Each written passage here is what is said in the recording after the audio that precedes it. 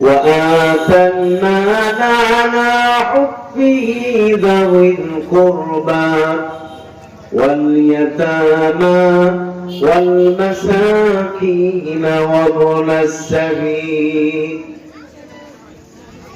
আল্লাহ প্রেমে উদ্বুদ্ধ হয়ে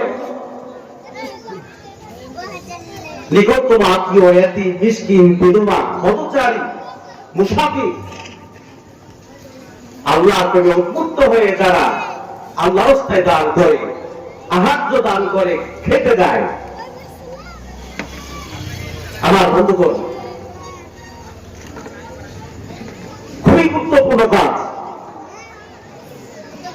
এই খেতে দেওয়া দান সৎকার করা। হযরত মূসা আলাইহিস সালামের জামানায় যখন তার কওম গোবর্ষ পূজা অর্চনা করেছিল তখন মূসা আলাইহিস সালাম আল্লাহর কাছে ফরিয়াদ করে বলেছিল, আল্লাহ আমার এই কওম শিরকের মধ্যে লিপ্ত হয়ে গেছে, না উঠবো, তুমি আমার এই কওমকে ক্ষমা করে দাও। আল্লাহ পাক মূসা আলাইহিস সালামের জবাবে বললেন, আযাবি উসিবু বিহি মান আশাউ ওয়া রাহমাতি ওয়াসিআত কুল্লা শাই।